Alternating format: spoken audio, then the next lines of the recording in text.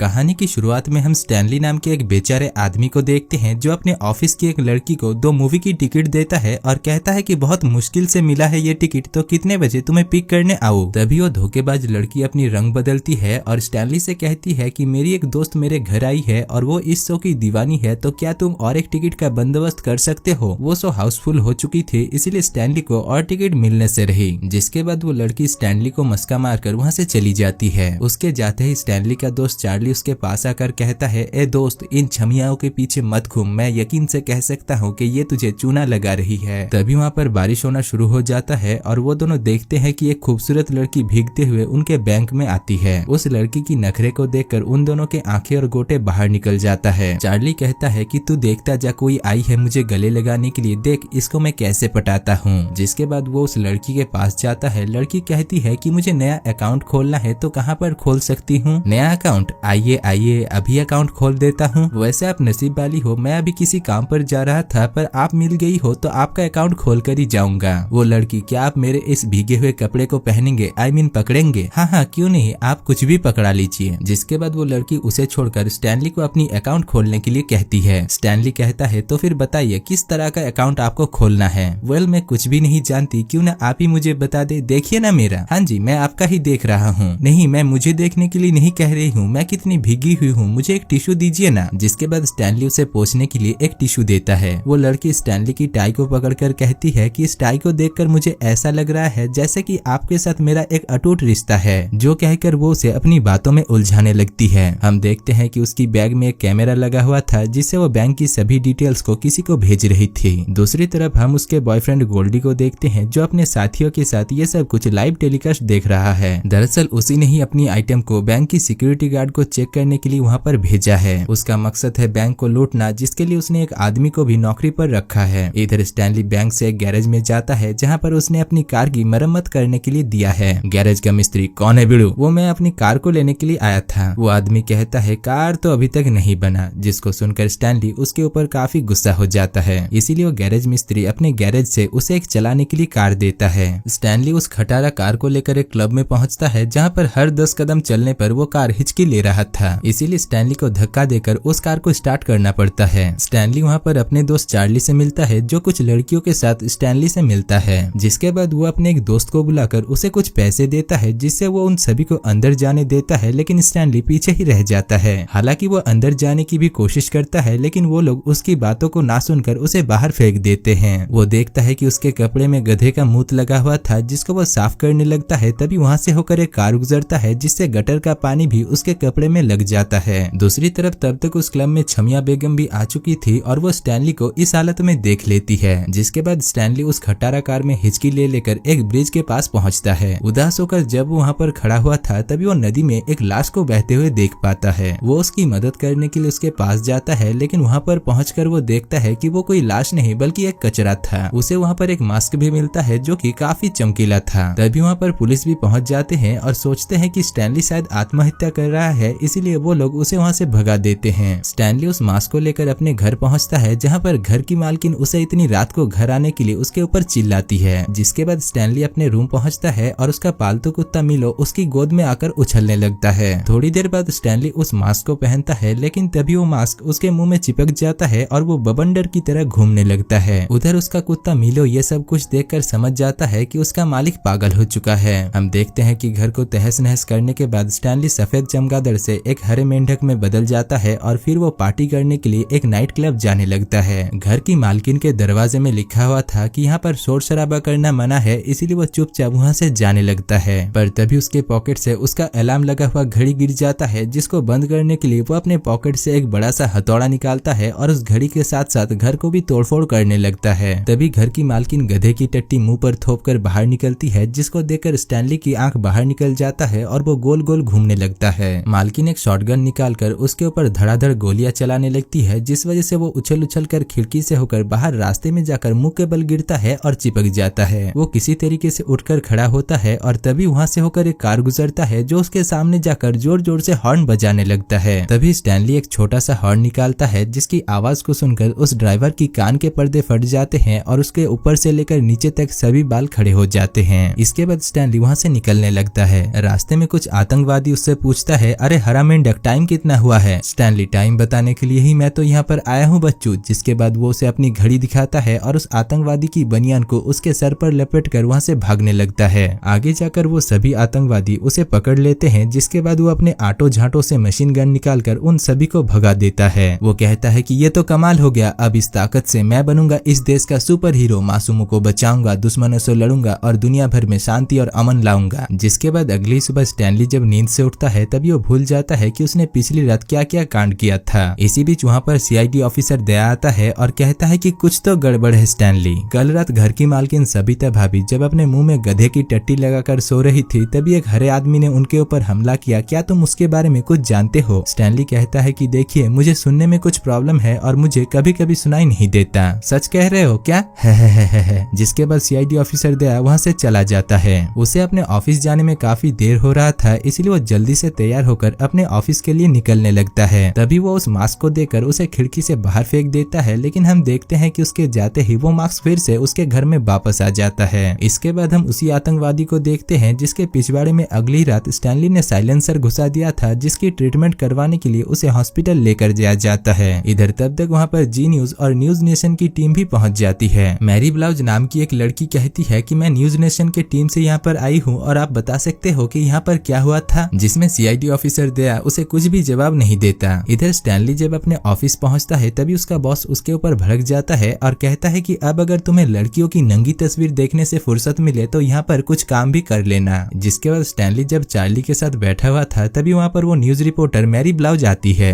हाय, मैं हूँ Mary blouse और मैं आपसे कुछ सवाल जवाब करने के लिए यहाँ पर आई हूँ। ओ, आप तो वही हो जो जी न्यूज में फोकट में सवाल जवाब करती हो। हाँ वही हूँ मैं, आपने सही पहचाना। आपको याद है आपने पिछले साल मेरा खत छापा था, शरीफों को मिलती है शिकस्त। ओ तो आप ही हो मिस्टर शरीफ। आपको पता है मुझे आपके खत का क्या रिस्पॉन्स मिला? हजारों औरत ने लिखा था कि उन्हें आपके जैसे एक नौजवानों की जरूरत है। सचमुच? हाँ, आप जैसे हैंडसम और अक्लमंद आदमी मिलते कहाँ हैं? आदमियों के लिए औरत तो बस एक खिलौना बन चुका है। स्टैनली पूछता है कि तुम सवाल जवाब छोड़कर यहाँ पर लोगों की निगरानी करने के लिए क्यों आई हो, जिसमें मेरी ब्लाउज कहती है कि सवाल जवाब से गुजारा कहाँ चलता है, इसलिए मैं यहाँ पर कुछ सनसनी खबर की तलाश में आई हूँ। वो स्टैनली से पिछली रात की घटना के बारे में पूछता है, लेकिन स्टैनली उसे कुछ भी नहीं बताता। जिसके बाद वो उसे अपना नंबर देकर वहाँ से चली जाती है। इसके बाद हम छमिया बेगम के बॉयफ्रेंड गोल्डी को देखते हैं, जिसको उसका बॉस गब्बर अपने पास बुलाते हैं क्योंकि वो जान गया था कि गोल्डी उसके साथ धोखेबाजी कर रहा है। यहाँ पर वो गोल्डी को इस काम के लिए सजा देता है और उसे 7 दिनों के अंदर देश छोड़कर यहाँ से चले जाने के लिए वार्निंग देता है। दूसरी तरफ रात को स्टैनली जब सो रहा था तभी वो सपने में देखता है कि छमिया बेगम उसके पास आकर उसे चाटने लगती है, लेकिन हकीकत में हम देखते हैं कि उसे कोई लड़की नहीं बल्कि उसका कुत्ता चाट रहा था। खैर आधी रात को वो नींद से उठकर उस मास्क को पहन लेता है, जिससे उसके घर में फिर से एक बवंडर आता है। इसके बाद वो तैयार होकर एक नाइट क्लब जाने लगता है, लेकिन उसके पास एक भी पैसा नहीं था, इसीलिए वो पैसे लेने के लिए सबसे पहले एक बैंक जाता है। दूसरी तरफ हम गोल्डी और उसके साथियों को देखते हैं जो कि बैंक को लूटने के लिए आया हुआ होता है, लेकिन इससे पहले कि वो लोग बैंक को लूटते स्टैनली बैंक को लूटकर वहाँ से निकल जाता है। कुछ ही देर में वहाँ पर पुलिस भी पहुँच जाते हैं, जिस वजह से उन लोगों को वहाँ से भागना पड़ता है। दूसरी तरफ स्टैनली एक लेमोसिन में बैठकर एक नाइट क्लब में पहुँचता है, जहाँ पर सिक्योरिटी गार्ड उससे पूछता है कि क्या तुम्हारे पास टिकट है? स्टैनली, नहीं मेरे पास टिकट तो नहीं है, लेकिन मेरे पास वो है जो तुम्हारे पास नहीं है। जिसके बाद वो उसके मुंह के ऊपर पैसों की गड्डी उड़ाकर अंदर चला जाता है। इधर क्लब में छमिया बेगम लोगों की मनोरंजन कर रही थी, जिसको देखकर स्टैनली की मुंह खुली की खुली रह जाता है और उसका दिल जोर जोर से धड़कने लगता है। इसी बीच वो अपने मुंह को एक लकड़ भग्गे की तरह बनाकर जोर जोर से भौंकने लगता है। जिसके बाद वो छमिया बेगम के पास जाकर उसके साथ ठुमके लगाते हैं और छमिया बेगम भी उसके प्यार में पड़ जाती है। तब तक वहाँ पर गोल्डी भी अपने साथियों के साथ पहुंच चुका था और वो लोग स्टैनली के ऊपर हमला कर देते हैं, जिससे स्टैनली के टाई का एक हिस्सा टूटकर स्टेज में ही गिर जाता है। गोल्डी कहता है, हरे नकाब पहना हुआ आदमी, बता मेरा पैसा कहाँ है, मुझे एक एक पाई का हिसाब चाहिए। जिसके बाद स्टैनली अपने पीछे से एक मशीन निकालता है और एक एक पाई का हिसाब देने लगता है। गोल्डी और उसका साथी उसके ऊपर गोली चलाते हैं, जिसमें स्टैनली गोली का जवाब अपने तरीके से देता है। तब तक वहाँ पर सीआईडी ऑफिसर दया अपने साथियों के साथ पहुंच जाते हैं और वो लोग गोल्डी और उसके साथियों को बैंक लूटने के जुर्म में गिरफ्तार कर लेते हैं। उन्हें वहाँ पर वो टाई का हिस्सा भी मिल जाता है, जिसको देखते ही वो समझ जाते हैं कि ये स्टैनली का है, इसीलिए अगले ही दिन वो स्टैनली के घर पर पहुंच जाते हैं। हेलो इंस्पेक्टर, क्या बात है? एक शरीफ और इज्जतदार आदमी को आप सोने भी नहीं देते।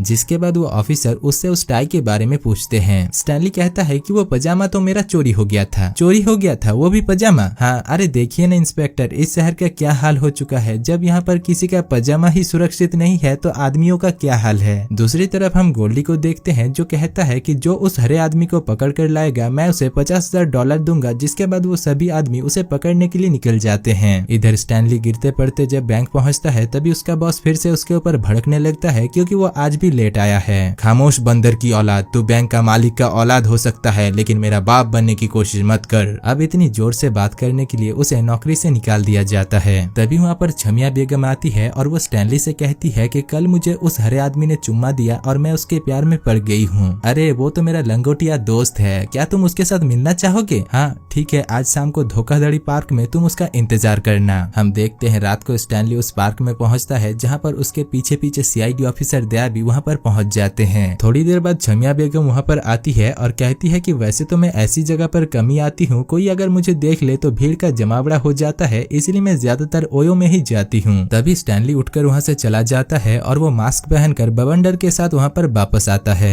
हेलो हसीना, तुमने मुझे याद किया और देखो मैं चला आया। मुझे प्यार करो जाने मन, क्योंकि मैं इस दुनिया को बिल्कुल भूलना चाहता हूँ और तुम्हारी आंखों की गहराइयों में मैं डुबकी लगाना चाहता हूँ। जिसके बाद वो उसके साथ रोमांस करने लगता है पर तभी वहाँ पर सीआईडी ऑफिसर दया उसे गन पॉइंट पर ले लेते हैं। इसके बाद उसकी तलाशी लिया जाता है जहाँ पर उसके पॉकेट से दुनिया भर के सामानों के साथ साथ एक रॉकेट लॉन्चर और सीआईडी ऑफिसर दया की बीवी की फोटो भी मिलती है। ऑफिसर कहता है कि ये तो मेरी बीवी है, जिसमें स्टैनली कहता है कि मेरी माशुका भी। जिसके बाद वो उन सभी को चकमा देकर बुलेट ट्रेन से भी तेज वहाँ से निकल जाता है। लेकिन बाहर कई हजारों पुलिस ऑफिसर उसके स्वागत में खड़े थे जिसको देखकर उसकी अंतरात्मा कांप जाती है। अब वो उनका ध्यान बटाने के लिए अपना जलवा दिखाता है और कहता है, छत पर सोई थी बहनोई मैं तने समझ कर सो गई, मुझको राणा जी माफ करना गलती मारे से हो गई, गुपचुप गुपचुप गुपचुप गुपचुप गुपचुप गुपचुप गुप। अब इस गाने को सुनकर वहाँ पर सभी पुलिस ऑफिसर उसके साथ डांस में मग्न हो जाते हैं और इसी मौके का फायदा उठाकर वो वहाँ से भागने लगता है। तभी वहाँ पर मेरी ब्रा भी पहुँच जाती है और वो स्टैनली को उन पुलिस ऑफिसर से बचाकर अपने साथ लेकर जाती है। यहाँ पर स्टैनली उसे सब कुछ सच सच बता देता है। तभी वहाँ पर गोल्डी अपने साथियों के साथ पहुँच जाता है। हमें पता चलता है कि मेरी ब्रा भी उस जालसाज गोल्डी ब्रा के साथ मिली हुई है और वो पैसों के बदले में स्टैनली को उसे पकड़ा देती है। इसके बाद गोल्डी उस मास्क को पहनता है और वो एक हरे सुअर में बदल जाता है। वो लोग स्टैनली को एक हरे मास्क के साथ पुलिस के पास छोड़ देते हैं और पुलिस उसे नकाबपोश समझकर जेल में बंद कर देते हैं। दूसरी तरफ हम स्टैनली के कुत्ते को देखते हैं जो कि स्टैनली को सूंघते हुए पुलिस स्टेशन पहुंच चुका था। खैर अगले दिन छमिया बेगम स्टैनली से मिलने के लिए आती है और कहती है कि आज रात गोल्डी उस मास्क को पहनकर कुछ बड़ा धमाका करना चाहता है। जिसके बाद वो उससे अपनी प्यार की इजहार करके वहाँ से चली जाती है। बाहर निकलते ही गोल्डी के आदमी उसे दबोच लेते हैं और उसे गोल्डी अपने साथ लेकर जाने लगता है। वहीं दूसरी तरफ जेल के अंदर से स्टैनली ये सब कुछ देख लेता है, इसलिए वो उसे बचाने के लिए अपने कुत्ते की मदद लेता है। वो कुत्ता किसी तरीके से लॉकअप की चाबी को स्टैनली के पास लेकर आता है, जिसकी मदद से जेल का दरवाजा खोलकर वो पुलिस ऑफिसर की गन को लेकर वहाँ से निकल जाता है। साथ ही साथ वो अपने साथ सीआईडी ऑफिसर दया को भी लेकर जाता है। इधर तब तक गोल्डी छमिया बेगम को लेकर एक नाइट क्लब पहुँचता है जहाँ पर उसका बॉस गब्बर भी मौजूद था। गब्बर उसके ऊपर शूट करने लगता है और वो सारे गोली खाकर अपने मुंह से धड़ाधड़ गोली चलाने लगता है, जिससे उसका बॉस भगवान के प्यारे हो जाते हैं। अब वो छमिया बेगम को एक खंबे में बांधकर उसके नीचे एक परमाणु बम रख देता है। तब तक वहाँ पर स्टैनली भी पहुंच चुका था, लेकिन वो भी पकड़ा जाता है। इसके बाद गोल्डी उसे मारने के लिए जाता है, पर तभी छमिया बेगम गोल्डी से कहती है कि उसकी एक आखिरी ख्वाहिश है और वो गोल्डी को किस करना चाहता है। जिसके बाद गोल्डी अपना जीभ निकालता है।